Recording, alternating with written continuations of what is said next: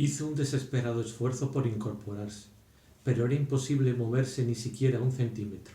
Había olvidado hasta la existencia de la amenazadora palanca. Solo quería volver a coger la fotografía, o por lo menos verla más tiempo. ¿Existe? No, dijo Brian. Cruzó la estancia. En la pared enfrente había un agujero de la memoria. O'Brien levantó la rejilla. El pedazo de papel salió dando vueltas en el torbellino de aire caliente y se deshizo en una fugaz llama. O'Brien volvió junto a Winston. Cenizas, dijo. Ni siquiera cenizas identificables. Polvo. Nunca ha existido. Pero existió. Existe. Sí, existe en la memoria. Lo recuerdo. Y tú también lo recuerdas. Yo no lo recuerdo, dijo Brian. Winston se desanimó. Aquello era doble pensar. Sintió un mortal desamparo. Si hubiera estado seguro de que O'Brien mentía, se habría quedado tranquilo. Pero era muy posible que O'Brien hubiera olvidado de verdad la fotografía. Y en ese caso habría olvidado ya su negativa de haberla recordado y también habría olvidado el acto de olvidarlo. ¿Cómo podía uno estar seguro de que todo esto no era más que un truco? Quizás aquella demencial dislocación de los pensamientos pudiera tener una realidad efectiva. Eso era lo que más desanimaba a Winston. O'Brien lo miraba pensativo. Más que nunca, tenía el aire de un profesor esforzándose por llevar por buen camino a un chico descarriado, pero prometedor. Hay una consigna del partido sobre el control del pasado. Repítela, Winston, por favor. El que controla el pasado controla el futuro, y el que controla el presente controla el pasado, repitió Winston obediente. El que controla el presente controla el pasado, dijo Brian moviendo la cabeza con lenta aprobación. ¿Y crees tú, Winston, que el pasado existe verdaderamente? Otra vez invadió Winston el desamparo. Sus ojos se volvieron hacia el disco. No solo no sabía si la respuesta que le evitaría el dolor sería sí o no, sino que ni siquiera sabía cuál de esta respuesta era la que él tenía por cierta. O'Brien sonrió débilmente. No eres metafísico, Winston. Hasta este momento nunca habías pensado en lo que se conoce por existencia. Te lo explicaré con más precisión. ¿Existe el pasado concretamente en el espacio? ¿Hay algún sitio en alguna parte? ¿Hay un mundo de objetos sólidos donde el pasado siga acaeciendo? No. Entonces, ¿dónde existe el pasado? En los documentos. Está escrito. En los documentos. ¿Y dónde más? En la mente. En la memoria de los hombres. En la memoria. Muy bien. Pues nosotros, el partido, controlamos todos los documentos y controlamos todas las memorias. De manera que controlamos el pasado. ¿No es así? Pero ¿cómo van ustedes a evitar que la gente recuerde lo que ha pasado? Exclamó Winston olvidando de nuevo el martirizador eléctrico. Es un acto involuntario. No puede uno evitarlo. ¿Cómo vais a controlar la memoria? La mía no la habéis controlado. O'Brien volvió a ponerse serio. Tocó la palanca con la mano. Al contrario, dijo por fin. Eres tú el que no lo ha controlado, el que no la ha controlado, y por eso estás aquí. Te han traído porque te han faltado humildad y autodisciplina. No has querido realizar el acto de sumisión que es el preciso de la cordura. Has preferido ser un loco, una minoría de uno solo. Convéncete, Winston. Solamente el espíritu disciplinado puede ver la realidad. ¿Crees que la realidad es algo objetivo, externo? ¿Crees que la realidad es algo objetivo, externo, que existe por derecho propio? ¿Crees también que la naturaleza de la realidad se demuestra por sí misma? Cuando te engañas a ti mismo pensando que ves algo, das por cierto que todos los demás están viendo lo mismo que tú. Pero te aseguro, Winston, que la realidad no es externa. La realidad existe en la mente humana y en ningún otro sitio. No en la mente individual, que puede cometer errores y que en todo caso perece pronto. Solo la mente del partido, que es colectiva e inmortal, puede captar la realidad. Lo que el partido sostiene que es verdad, es efectivamente verdad. Es imposible ver la realidad sino a través de los ojos del partido. Este es el hecho que tienes que volver a aprender. Winston. Por ello se necesita un acto de autodestrucción, un esfuerzo de la voluntad. Tienes que humillarte si quieres volverte cuerdo. Después de una pausa de unos momentos, prosiguió. ¿Recuerdas haber escrito en tu diario «La libertad es poder»? ¿Es poder decir que 2 más 2 son 4? Sí, dijo Winston. O'Brien levantó la mano izquierda con el reverso hacia Winston y escondiendo el dedo pulgar extendió los otros 4. ¿Cuántos dedos hay aquí, Winston? 4. Y si el partido dice que no son 4 sino 5, entonces ¿cuántos hay? 4. La palabra terminó con un espasmo de dolor. La aguja de la esfera había subido a 55. A Winston le sudaba todo el cuerpo. Aunque apretaba los dientes, no podía evitar los roncos gemidos. O'Brien lo contemplaba con los 4 dedos todavía extendidos. Soltó la palanca y el dolor, aunque no desapareció del todo, se alivió bastante. ¿Cuántos dedos, Winston? 4. La aguja subió a 60. ¿Cuántos dedos, Winston? 4. 4. ¿Qué voy a decirte? 4. La aguja debía marcar más, pero Winston no la miró. El rostro severo y pesado y los 4 dedos ocupaban por completo su visión. Los dedos ante sus ojos parecían columnas, enormes, borrosos y vibrantes, pero seguían siendo 4, sin duda alguna. ¿Cuántos dedos, Winston? 4. Para eso, no sigas, es inútil. ¿Cuántos dedos, Winston? 5, 5, 5. No, Winston, así no vale, estás mintiendo. Sigues creyendo que son 4. Por favor, ¿cuántos dedos? 4, 5, 4, lo que quieras, pero termina de una vez. Para este dolor. Ahora estaba sentado en el lecho con el brazo de O'Brien rodeándole los hombros. Quizá hubiera perdido el conocimiento durante unos segundos. Se habían aflojado las ligaduras que sujetaban su cuerpo. Sentía mucho frío, temblaba como un azogado, le castañeaban los dientes y le corrían lágrimas por las mejillas. Durante unos instantes se apretó contra O'Brien como un niño, confortado por el fuerte brazo que le rodeaba los hombros. Tenía la sensación de que O'Brien era su protector, que el dolor venía de fuera, de otra fuente, y que O'Brien le evitaría sufrir. Tardas mucho en aprender, Winston, dijo O'Brien con suavidad. No puedo evitarlo, balbuceó Winston. ¿Cómo puedo evitar ver lo que tengo ante los ojos si no los cierro? 2 y 2 son 4. Algunas veces sí, Winston, pero otras veces son 5, y otras 3, y en ocasiones son 4, 5 y 3 a la vez. Tienes que esforzarte más. No es fácil recobrar la razón. Volvió a tender a Winston en el lecho. Las ligaduras volvieron a inmovilizarlo, pero ya no sentía dolor y le había desaparecido el temblor. Estaba débil y frío. O'Brien le hizo una señal con la cabeza al hombre de la bata blanca que había permanecido inmóvil durante la escena anterior y ahora, inclinándose sobre Winston, examinaba los ojos de cerca, le tomaba el pulso, le acercaba el oído al pecho y le daba golpecitos de reconocimiento. Luego, mirando a O'Brien, movió la cabeza afirmativamente. Otra vez, dijo O'Brien. El dolor invadió de nuevo el cuerpo de Winston. La aguja debía de marcar ya 70 o 75. Esta vez había cerrado los ojos. Sabía que los dedos continuaban allí y que seguían siendo 4. Lo único importante era conservar la vida hasta que pasaran las sacudidas dolorosas. Ya no tenía idea de si lloraba o no. El dolor disminuyó otra vez. Abrió los ojos. O'Brien había vuelto a bajar la palanca. ¿Cuántos dedos, Winston? 4. Supongo que son 4. Quisiera ver 5. Estoy tratando de ver 5. ¿Qué deseas? ¿Persuadirme de que ves 5 o verlos de verdad? Verlos de verdad. Otra vez, dijo O'Brien. Es probable que la aguja marcase de 80 a 90. Solo de un modo intermitente podía recordar Winston a qué se debía su martirio. Detrás de sus párpados cerrados, un bosque de dedos se movían en una extraña danza, entretejiéndose, desapareciendo unos tras otros y volviendo a aparecer. Quería contarlos, pero no recordaba por qué. Solo sabía que era imposible contarlos y que esto se debía a la misteriosa identidad entre 4 y 5. El dolor desapareció de nuevo. Cuando abrió los ojos halló que seguía viendo lo mismo, es decir, innumerables dedos que se movían como árboles locos en todas direcciones, cruzándose y volviéndose a cruzar. Cerró otra vez los ojos. ¿Cuántos dedos te estoy enseñando, Winston? No sé. Me matarás si aumentas el dolor. 4, 5, 6. Te aseguro que no lo sé. Esto va mejor, dijo O'Brien. Le pusieron una inyección en el brazo. Casi instantáneamente se le esparció por todo el cuerpo una cálida y beatífica sensación.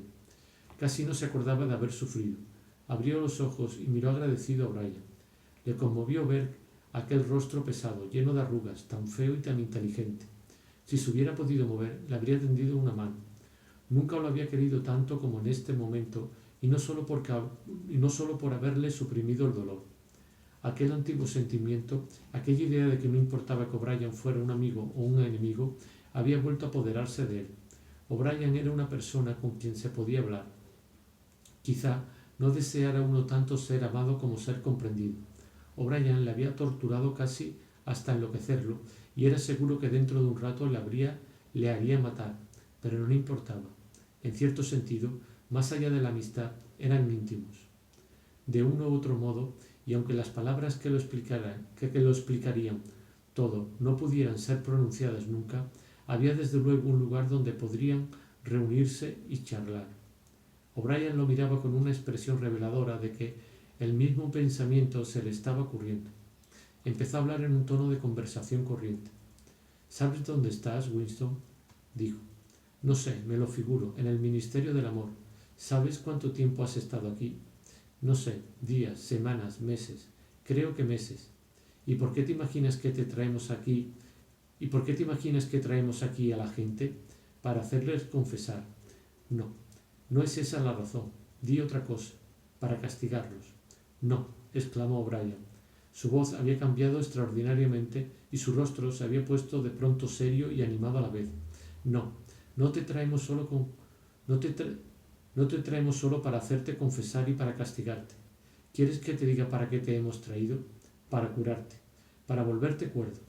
Debes saber, Winston, que ninguno de los que traemos aquí salen de nuestras manos sin haberse curado. No nos interesan esos estúpidos delitos que has cometido. Al partido no le interesan los actos realizados. Nos importa solo el pensamiento. No solo destruimos a nuestros enemigos, sino que los cambiamos. ¿Comprendes lo que quiero decir? Estaba inclinado sobre Winston. Su cara parecía enorme por su proximidad y horriblemente fea vista desde abajo. Además, sus facciones alteraban por aquella exaltación, aquella intensidad de loco. Otra vez se le encogió el corazón a Winston. Si le hubiera sido posible, habría retrocedido. Estaba seguro de que O'Brien iba a mover la palanca por puro capricho. Sin embargo, en ese momento se apartó de él y paseó un poco por la habitación. Luego prosiguió con menos vehemencia. Lo primero que debes comprender es que este no es un lugar de martirio. Has leído cosas sobre las persecuciones religiosas en el pasado. En la Edad Media había la Inquisición. No funcionó. Pretendían erradicar la herejía y terminaron por perpetuarla. En las persecuciones antiguas, por cada hereje quemado habían surgido otros miles de ellos. ¿Por qué? Porque se mataba a los enemigos abiertamente y mientras aún no se habían arrepentido. Se moría por no abandonar las creencias heréticas. Naturalmente, así toda la gloria pertenecía a la víctima y la vergüenza al inquisidor que la quemaba. Más tarde, en el siglo XX, han existido los totalitarios, como los llamaban, los nazis alemanes y los comunistas rusos. Los rusos persiguieron a los herejes con mucha más crueldad que ninguna otra inquisición, y se imaginaron que habían aprendido de los errores del pasado. Por lo menos sabían que no se deben hacer mártires. Antes de llevar a sus víctimas a un juicio público, se dedicaban a destruirles la dignidad. Los deshacían moralmente y físicamente por medio de la tortura y el aislamiento hasta convertirlos en seres despreciables, verdaderos peleles capaces de confesarlo todo, pero que se insultaban a sí mismos acusándose unos a otros y pedían sollozando un poco de misericordia. Sin embargo, después de unos cuantos años, ha vuelto a ocurrir lo mismo. Los muertos se han convertido en mártires y se ha olvidado su degradación. ¿Por qué había vuelto a suceder esto? En primer lugar, porque las confesiones se habían hecho forzadas y falsas. Nosotros no cometemos esta clase de errores. Todas las confesiones que salen de aquí son verdaderas. Nosotros hacemos que sean verdaderas. Y sobre todo, no permitimos que los muertos se levanten contra nosotros. Por tanto, debes perder toda esperanza de que la posteridad te reivindique, Winston. La posteridad no sabrá nada de ti. Desaparecerás por completo de la corriente histórica. Te disolveremos en la estratosfera, por decirlo así. De ti no quedará nada, ni un nombre en un papel, ni un recuerdo en un ser vivo. Quedarás aniquilado tanto en el pretérito como en el futuro. No habrás existido. Entonces, ¿para qué me torturan?, pensó Winston con una amargura momentánea. O'Brien se detuvo en seco como si hubiera oído el pensamiento de Winston. Su ancho y feo rostro se le acercó con los ojos un poco entornados y le dijo: ¿Estás pensando que si nos proponemos destruirte por completo, ¿para qué nos tomamos todas estas molestias? ¿Que si nada va a quedar de ti, qué importancia pueda tener lo que tú digas o pienses? ¿Verdad que lo estás pensando? Sí, dijo Winston. O'Brien sonrió levemente y prosiguió: Te explicaré por qué nos molestamos en curarte. Tú, Winston, eres una mancha en el tejido, una mancha que debemos borrar. ¿No te dije hace poco que somos diferentes de los martirizadores del pasado? No nos contentamos con una obediencia negativa, ni siquiera con la sumisión más abyecta. Cuando por fin te rindas a nosotros, tendré que impulsarte a ello tu libre voluntad. No destruimos a los herejes porque se nos resisten. Mientras nos resisten, no los destruimos, los convertimos, captamos sus mentes, los reformamos. Al hereje político le quitamos todo el mal y todas las ilusiones engañosas que lleva dentro. Lo traemos a nuestro lado, no en apariencia sino verdaderamente, en cuerpo y alma. Lo hacemos uno de nosotros antes de matarlo. Nos resulta intolerable que un pensamiento erróneo exista en alguna parte del mundo, por muy secreto e inocuo que pueda ser.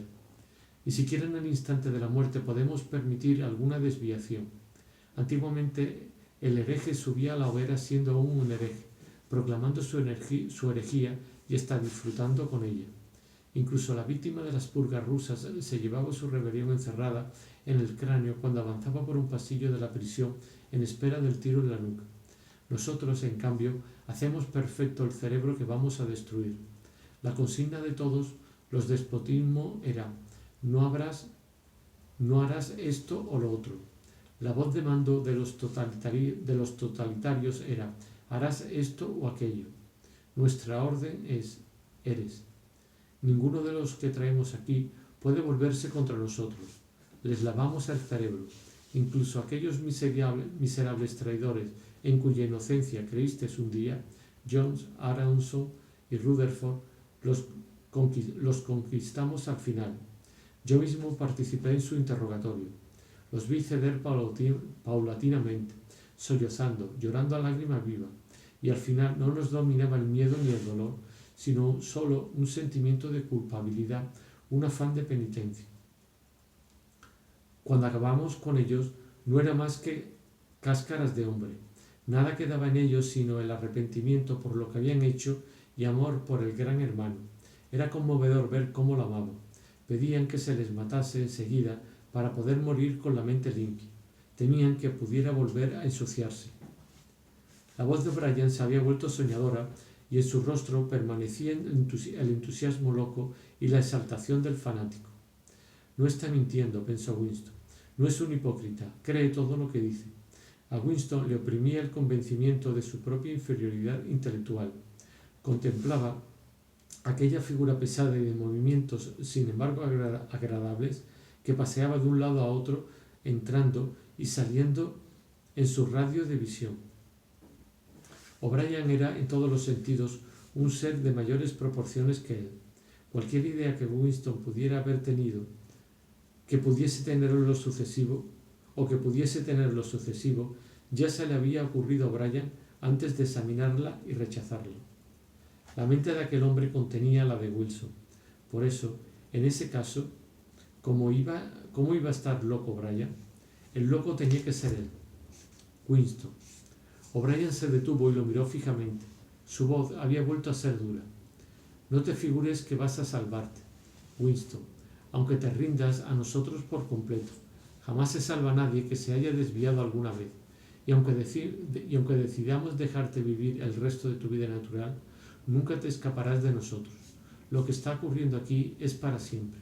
Es preciso que se te grabe de una vez para siempre. Te aplastaremos hasta tal punto que no podrás recobrar tu antigua forma. Te sucederán cosas de las que no te recobrarás aunque vivas 1000 años. Todo habrá muerto en tu interior. Nunca serás Nunca más serás capaz de amar, de amistad, de disfrutar de la vida, de reírte, de sentir curiosidad por algo, de tener valor, de ser un hombre íntegro. Estarás hueco, te vaciaremos y te rellenaremos de nosotros. Se detuvo y le hizo una señal al hombre de la bata blanca. Winston tuvo la vaga sensación de que por detrás de él le acercaban un aparato grande. O'Brien se había sentado junto a la cama, de modo que su rostro quedaba casi al mismo nivel del de Winston.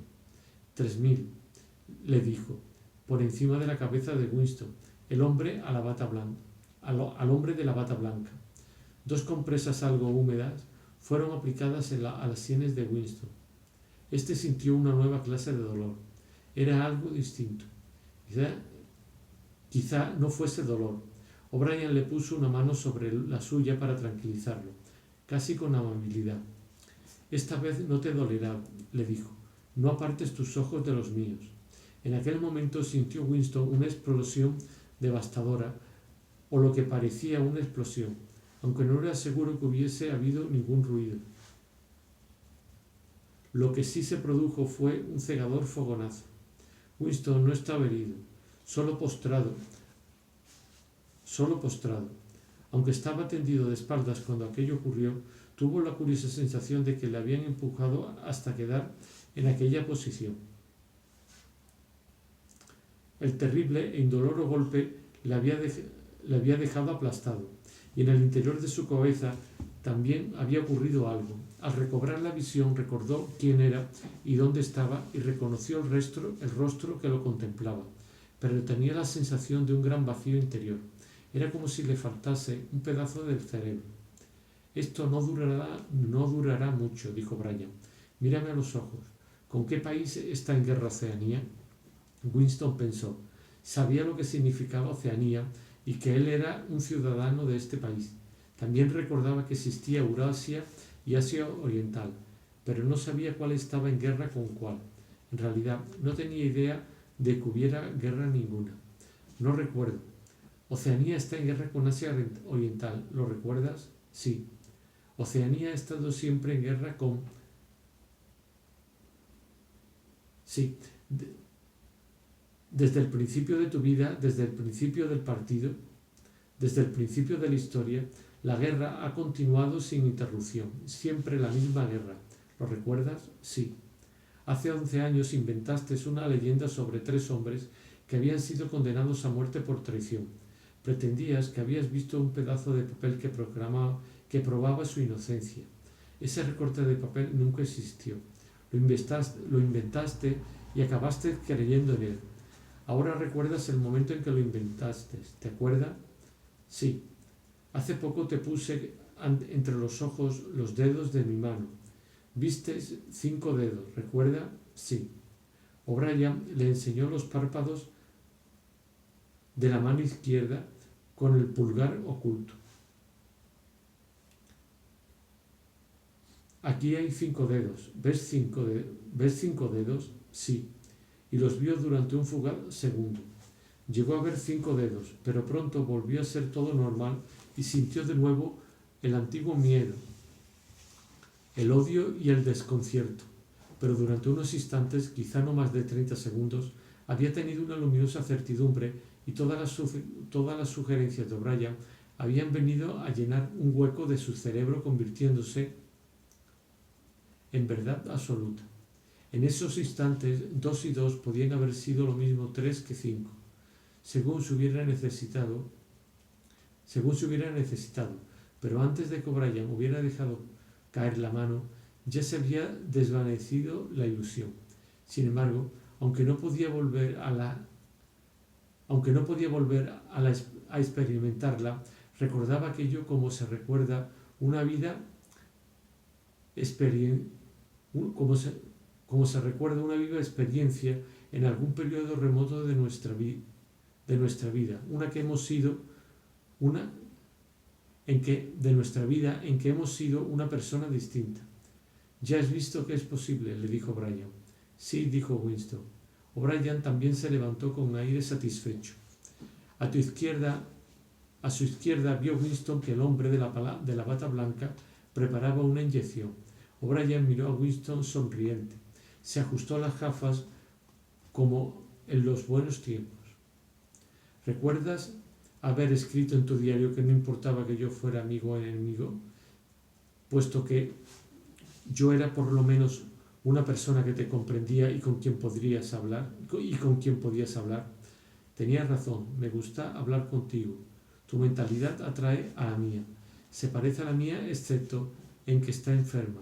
Antes de que acabemos esta sesión, puedes hacerme algunas preguntas si quieres. La pregunta que quiera, sí, cualquiera.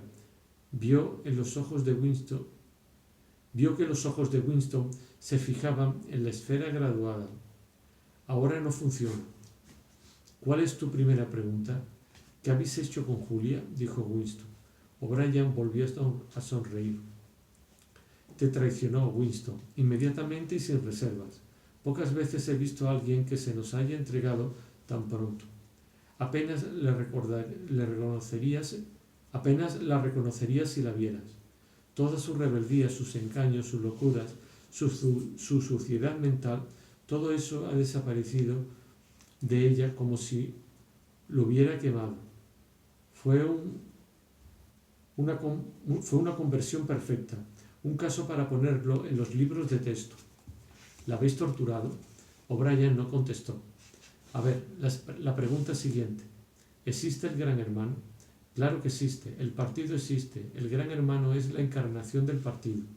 ¿Existe en el mismo sentido en que yo existo? Tú no existes, dijo O'Brien. Winston volvió a saltarle una terrible sensación de desamparo. Comprendía por qué le decían a él que no existía, pero era un juego de palabras estúpido. No era un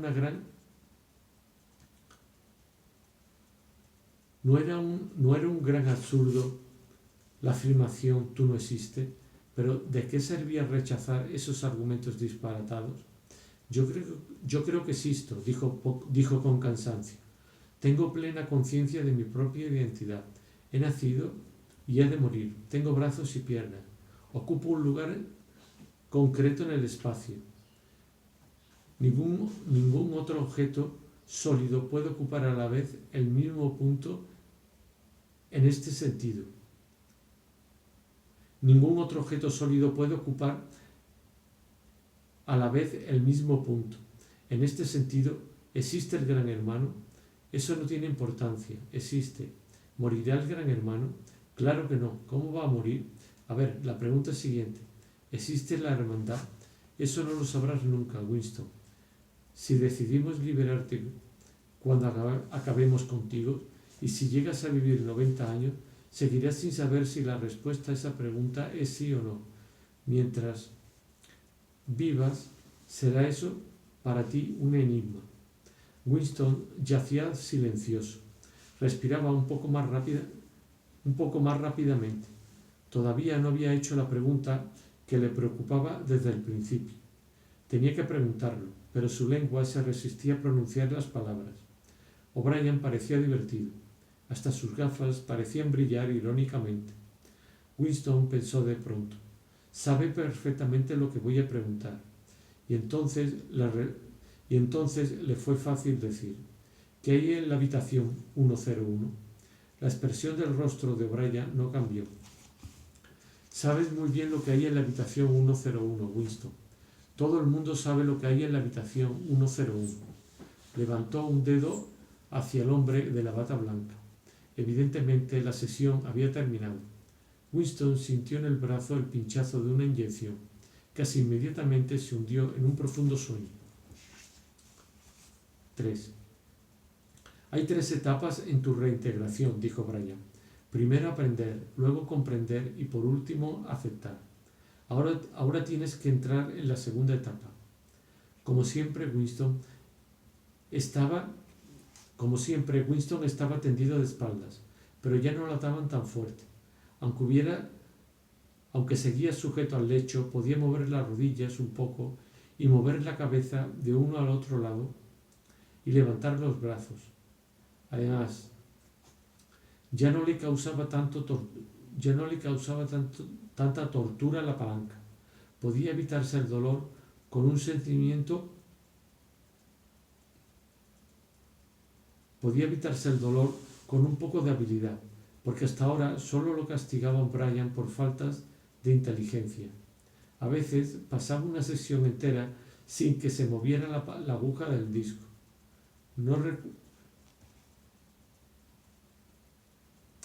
No recordaba cuántas sesiones habían sido. Todo el proceso se extendía por un tiempo largo, indefinido, quizá varias semanas, y los intervalos entre las sesiones quizá fueran de varios días y otras veces solo de 1 o 2 horas. Mientras te hallas ahí tumbado, le dijo Brian, te has preguntado con frecuencia, e incluso me lo has preguntado a mí, por qué el ministerio del amor emplea tanto tiempo y trabajo en tu persona. Y cuando estabas en libertad, te preocupabas por lo mismo. Podías comprobar el mecanismo de la sociedad en que vivías, pero no los motivos subterráneos. ¿Recuerdas haber escrito en tu diario: comprendo el cómo, no comprendo el por qué? Cuando pensabas en el por qué es cuando dudabas de tu propia cordura. ¿Has leído el libro de Goldstein, o partes de él por lo menos? ¿Te enseñó algo que ya no supieras? ¿Lo has escrito tú?, dijo Winston. Lo escribí. Es decir, colaboré en su redacción. Ya sabes que ningún libro se escribe individualmente. ¿Es cierto lo que dice? Claro, como descripción sí, pero el programa que presenta es una tontería. La acumulación secreta de conocimientos, la extensión paulatina de la ilustración y por último la rebelión proletaria y el aniquilamiento del partido. Y no te figurabas que esto es lo que encontrarías en el libro. Pura teoría.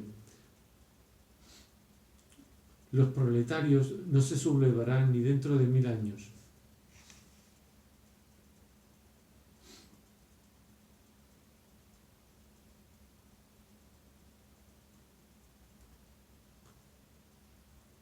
Los proletarios no se sublevarán ni dentro de 1000 años ni de 1000 millones de años. No pueden.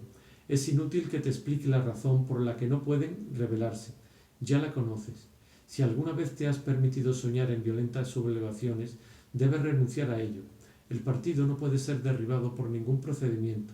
Las normas del partido, su dominio, es para siempre. Debes partir de ese punto en todos tus pensamientos. O'Brien se acercó más al lecho. Para siempre, repitió. Y ahora volvamos a la cuestión de cómo y el por qué. Entiendes perfectamente cómo se mantiene en el poder el partido. Ahora dime, ¿por qué nos aferramos al poder? ¿Cuál es nuestro motivo? ¿Por qué deseamos el poder? Habla, añadió al ver que Winston no le respondía. Sin embargo, Winston siguió callado unos instantes. Sentíase aplanado por una enorme sensación de cansancio. El rostro de O'Brien había vuelto a animarse con su fanático entusiasmo. Sabía Winston de antemano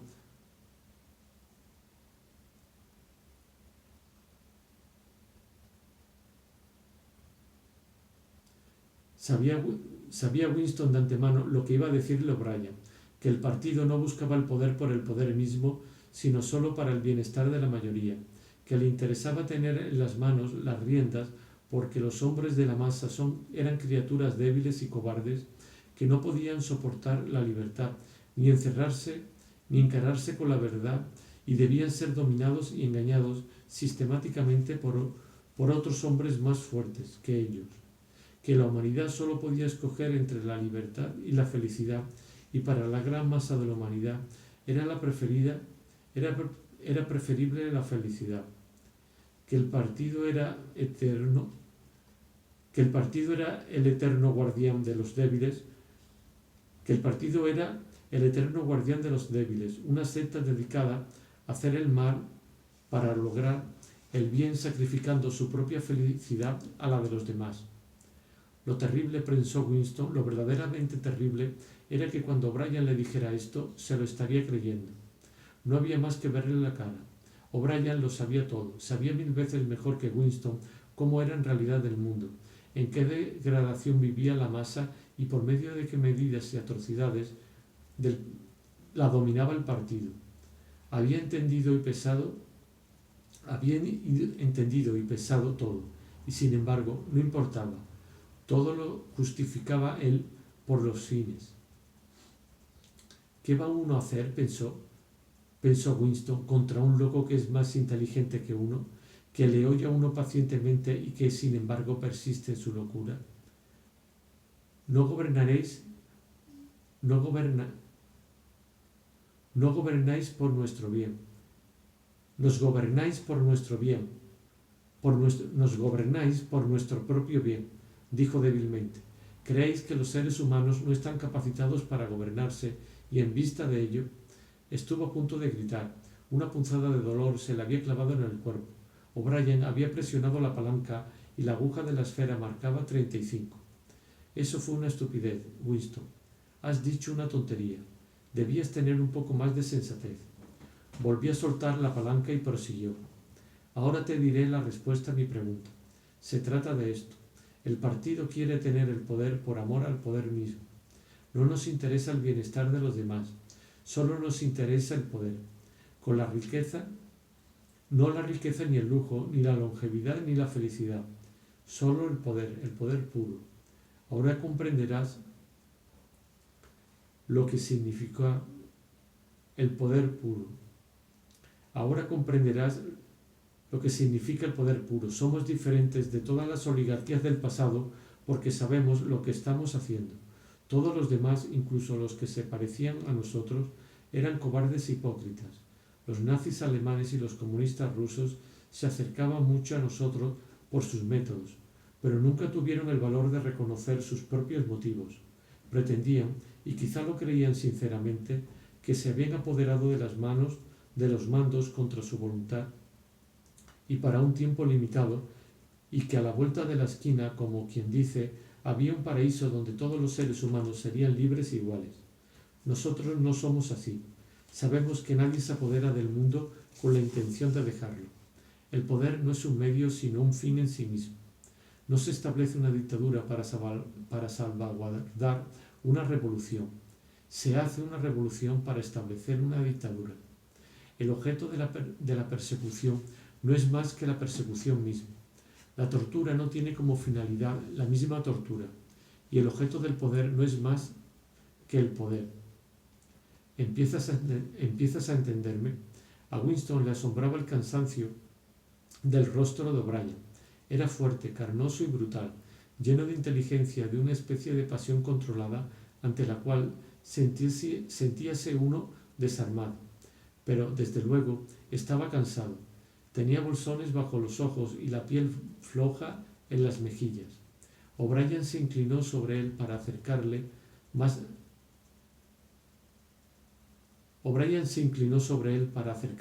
la cara, para que pudiera verla mejor. «Estás pensando», le dijo, «que tengo la cara avejentada y cansada. Piensa que estoy hablando del poder y que ni siquiera puedo evitar la decrepitud de mi cuerpo, de mi propio cuerpo. ¿No comprendes, Winston, que el individuo es solo una célula? El cansancio de la célula supone el vigor del organismo. El cansancio de la célula supone el vigor del organismo. ¿Acaso te mueres al cortarte las uñas?» Se apartó del lecho y empezó a pasear con una mano en el bolsillo. «Somos los sacerdotes del poder», dijo. «El poder es Dios. Pero ahora el poder es solo una palabra en lo que a ti respecta. Y ya es hora de que tengas una idea de lo que el poder significa. Primero debes darte cuenta de que el poder es colectivo. El individuo solo detenta poder en tanto deja de ser un individuo. Ya conoces la consigna del partido. La libertad es la esclavitud. ¿Se te ha ocurrido pensar que esta frase es reversible? Sí, la esclavitud es la libertad. El ser humano es derrotado siempre que está solo, siempre que es libre. Ha de ser así porque todo ser humano está condenado a morir irremisiblemente, y la muerte es el mayor de todos los fracasos. Pero si el hombre logra someterse plenamente, si puede escapar de su propia identidad, si es capaz de fundirse con el partido, de ese modo, de modo que él es el partido, entonces será todopoderoso e inmortal. Lo segundo de que tienes que darte cuenta es que el poder es poder sobre seres humanos, sobre el cuerpo, pero especialmente sobre el espíritu. El poder sobre la materia, la realidad externa, como tú la llamarías, carece de importancia. Nuestro control sobre la materia es, desde luego, absoluto. Durante unos momentos olvidó Winston la palanca. Hizo un violento esfuerzo para incorporarse y solo consiguió causarse dolor. «¿Pero cómo vais a controlar la materia?», exclamó sin poderse contener. «Ni siquiera conseguís controlar el clima y la ley de la gravedad. Además, existe la enfermedad, el dolor, la muerte». O'Brien le hizo callar con un movimiento de la mano. «Controlamos la materia porque controlamos la mente. La realidad está dentro del cráneo.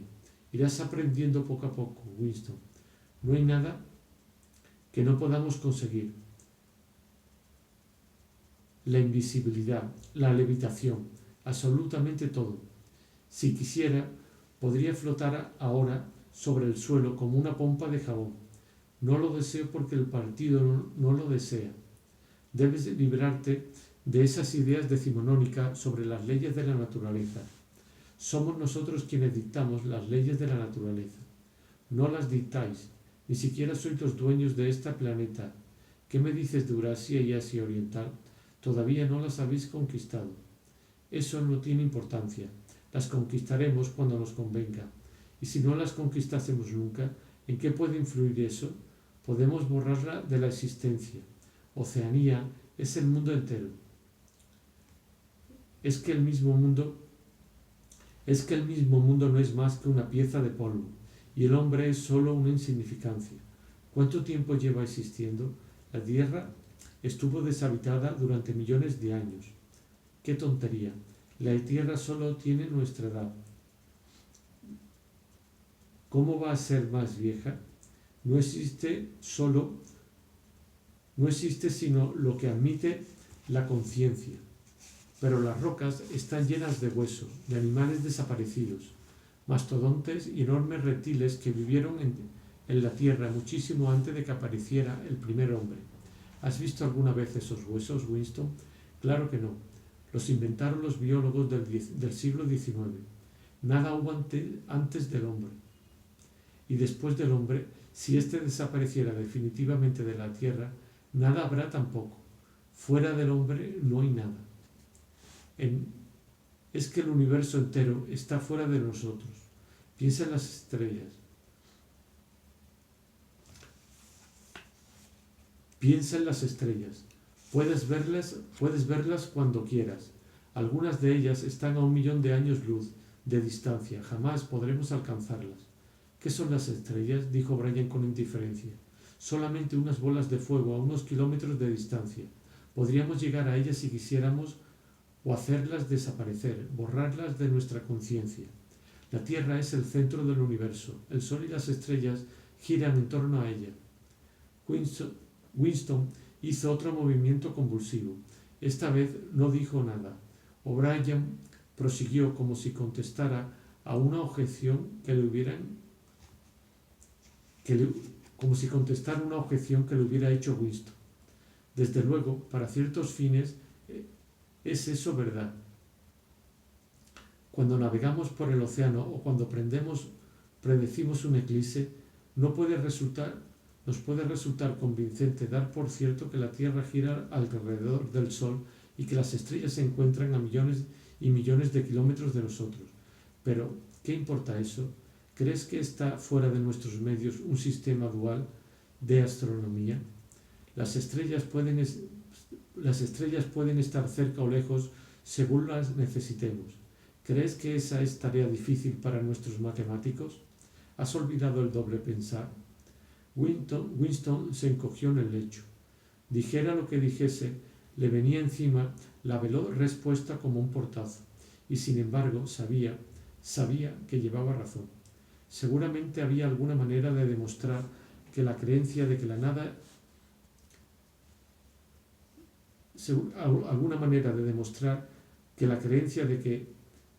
nada existe fuera de nuestra mente es una absoluta falsedad.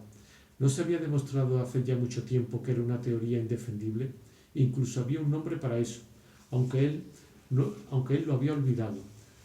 Una fina sonrisa recorrió los labios de O'Brien, que le estaba mirando. Te digo, Winston, que la metafísica no es tu fuerte. La palabra que tratas de encontrar es solipsismo. Pero estás equivocado. En este caso no hay solipsismo. En todo caso, habrá solipsismo colectivo, pero eso es muy diferente. Es precisamente lo contrario. En fin, todo esto es una digresión, añadió con tono distinto. El verdadero poder, el poder con el que tenemos que luchar día y noche, no es el poder sobre las cosas, sino sobre los hombres. Después de una pausa, asumió de nuevo su aire de maestro de escuela examinando a un discípulo prometedor. Vamos a ver, Winston, ¿cómo afirma un hombre su poder sobre otro? Winston pensó un poco y respondió, haciéndole sufrir. Exactamente, haciéndole sufrir. No basta con la obediencia. Si no sufre, ¿cómo vas a estar seguro de que te obedece de que obedece tu voluntad y no la suya propia? El poder radica en infligir dolor y humillación. El poder está en la facultad de hacer pedazos los espíritus y volverlos a construir dándoles nuevas formas elegidas por ti. ¿Empiezas a ver qué clase de mundo estamos creando? Es lo contrario, exactamente lo contrario de esas estúpidas utopías hedonistas que imaginaron los antiguos reformadores. Un mundo de miedo, de ración y de tormento, un mundo de pisotear y ser pisoteado, un mundo que será cada día más despiadado. El progreso de nuestro mundo será la consecución de más dolor. Las antiguas civilizaciones sostenían basarse en el amor o en la justicia. La nuestra se funda en el odio. En nuestro mundo no habrá más emociones que el miedo, la rabia, el triunfo y el autorrebajamiento. Todo lo demás lo destruiremos, todo. Y ya estamos suprimiendo los hábitos mentales que han sobrevivido de antes de la Revolución. Hemos cortado los vínculos que unían al hijo con el padre, un hombre con otro y al hombre con la mujer. Nadie se fía ya de su esposa, de su hijo ni de su amigo. Pero en el futuro no habrá ya esposas ni amigos. Los niños se les quitarán a los padres al nacer, como se les quitan los huevos a las gallinas cuando los ponen. El instinto sexual será arrancado donde persista. La procreación consistirá en una formalidad anual como la renovación de la cartilla de racionamiento. Suprimiremos el orgasmo. Nuestros neurólogos trabajan en ello. No habrá lealtad. No existirá más fidelidad que la que se debe al partido, ni más amor que el amor al gran hermano. No habrá risa, excepto la risa triunfal cuando se derrota a un enemigo. No habrá arte, ni literatura, ni ciencia. No habrá ya distinción entre la belleza y la fealdad. Todos los placeres serán destruidos. Pero siempre, no lo olvides, Winston, siempre habrá el afán de poder, la sed de dominio, que aumentará constantemente y será cada vez más sutil. Siempre existirá la emoción de la victoria, la sensación de pisotear a un enemigo indefenso. Si quieres hacerte una idea de cómo será el futuro, figúrate una bota aplastando un rostro humano. Si quieres hacerte una idea de cómo será el futuro, figúrate una bota aplastando un rostro humano incesantemente. Se calló, como si esperase que Winston le hablara, pero éste se encogía más aún. No se le ocurría nada. Parecía helársele el corazón. O'Brien prosiguió. Recuerda que es para siempre. Siempre estará ahí la cara que ha de ser pisoteada. El hereje, el enemigo de la sociedad,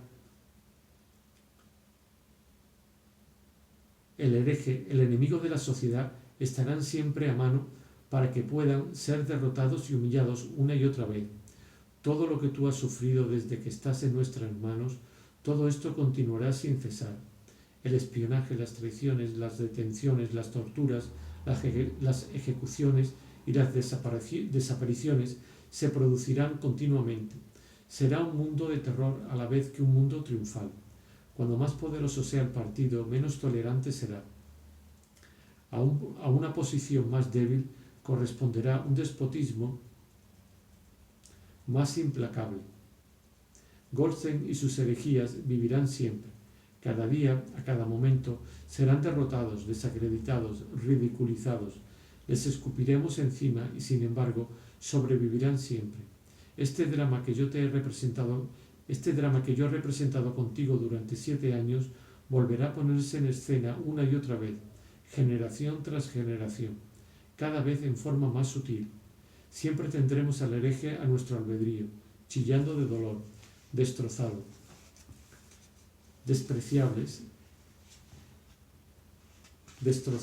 despreciable y al final totalmente arrepentido, salvado de sus errores y arrastrándose a nuestros pies por su propia voluntad. Este es el mundo que estamos preparando. Winston. Un mundo de victoria tras victoria, de triunfo sin fin, una presión constante contra el nervio del poder. Ya veo que empiezas a darte cuenta de cómo será ese mundo, pero acabarás haciendo más que comprenderlo. Lo aceptarás, lo acogerás encantado, te convertirás en parte de él.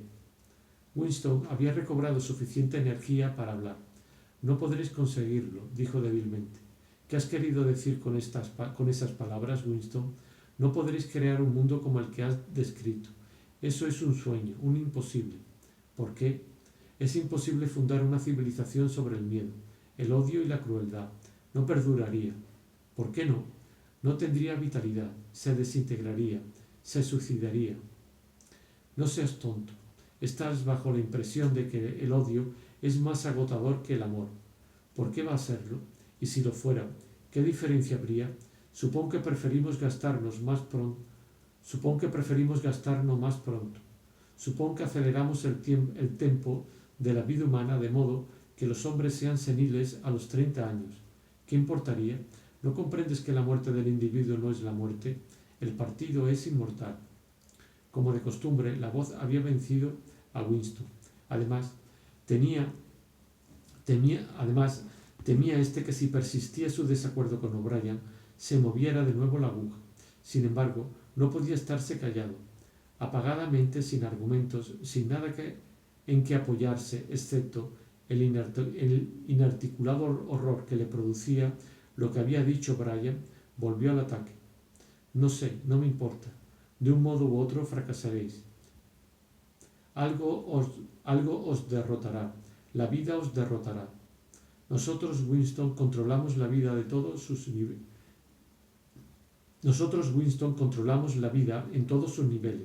Te figuras que existe algo llamado la naturaleza humana que se irritará por lo que hacemos y se volverá contra nosotros.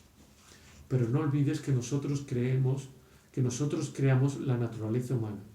Los hombres son infinitamente maleables. O quizá hayas vuelto a tu antigua idea de que los proletarios o los esclavos se levantarán contra nosotros y nos derribarán. Desecha esa idea. Están indefensos, como animales. La humanidad es el partido. Los otros están fuera. Son insignificantes. No me importa. Al final os vencerán.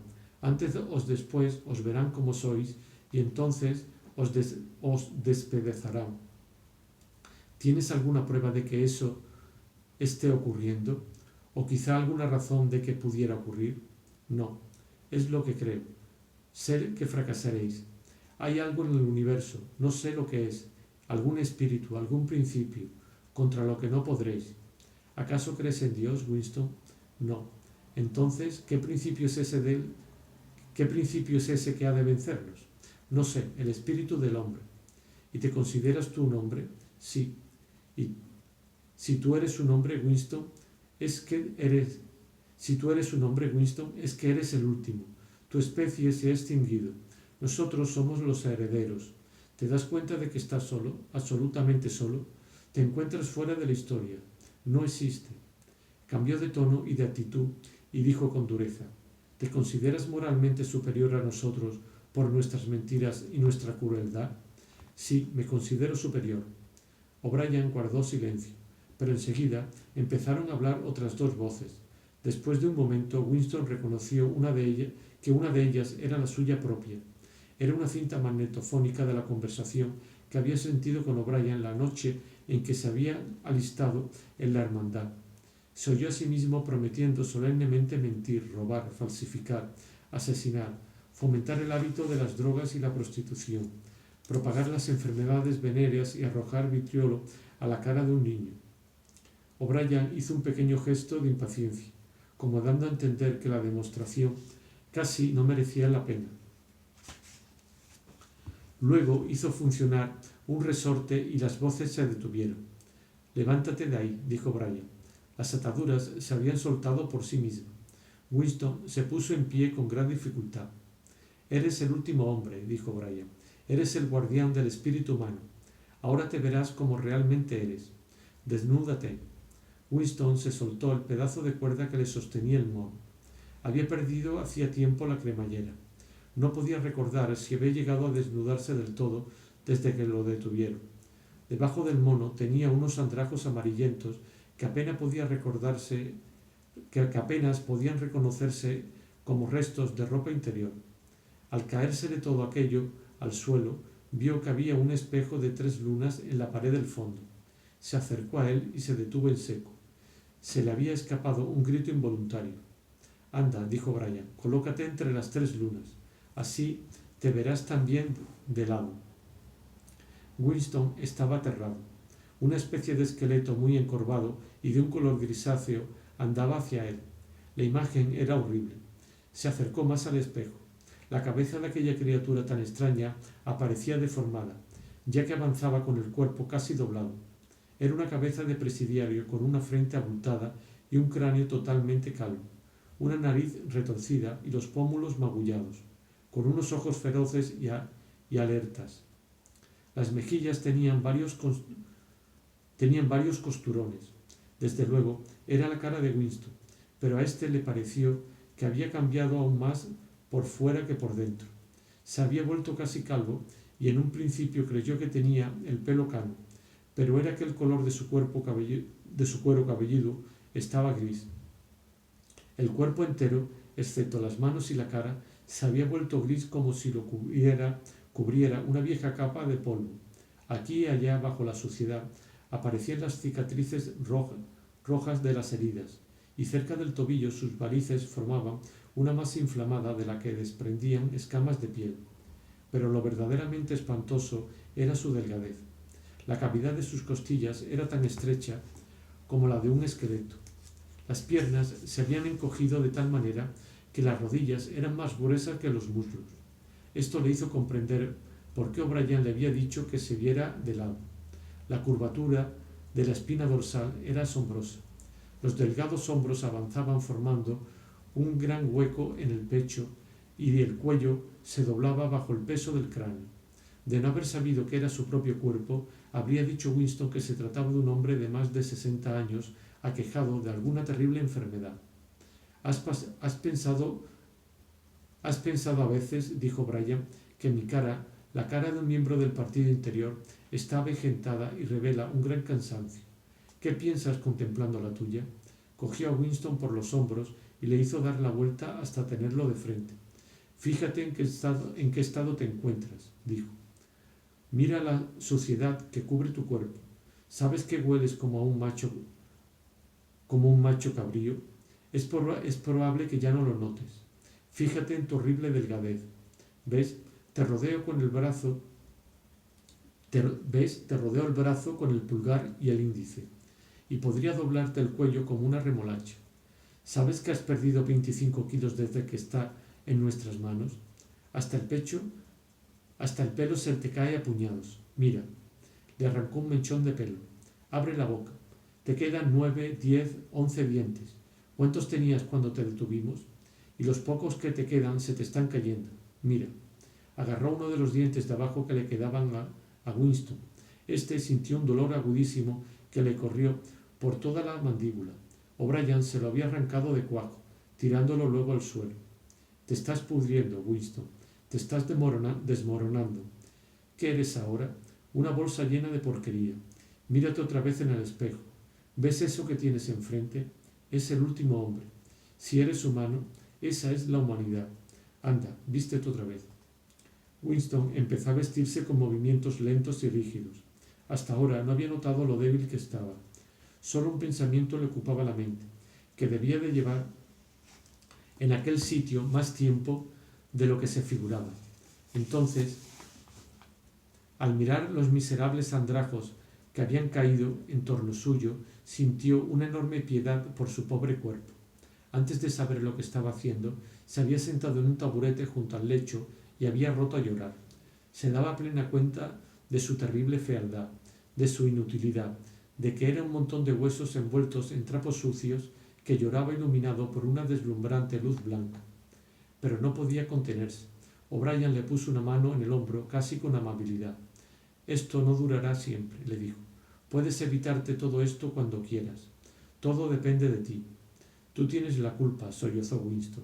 Tú me convertiste en este guiñapo. No, Winston, has sido tú mismo. Lo aceptaste cuando te pusiste contra el partido. Todo ello estaba ya contenido en aquel primer acto de rebeldía. Nada ha ocurrido que tú no hubieras previsto. Después de una pausa prosiguió. Te hemos pegado, Winston. Te hemos destrozado. Ya has visto cómo está tu cuerpo. Pues bien, tu espíritu está en el mismo estado. Has sido golpeado e insultado. Has gritado de dolor. Te has arrastrado por el suelo en tu propia sangre. Y en tus vómitos has gemido pidiendo misericordia. Has traicionado a todos. ¿Crees que hay alguna degradación en que no hayas caído? Winston dejó de llorar, aunque seguía teniendo los ojos llenos de lágrimas. Miró a O'Brien. No he traicionado a Julia, dijo. O'Brien lo miró pensativo. No, eso es cierto. No has traicionado a Julia.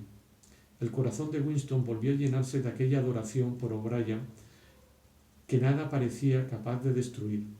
Qué inteligente, pensó. Qué inteligente es este hombre. Nunca dejaba a O'Brien de comprender lo que se le decía. Cualquier otra persona habría contestado que había traicionado a Julia. No se lo habían sacado todo bajo tortura. Les había contado absolutamente todo lo que sabía de ella, su carácter, sus costumbres, su vida pasada.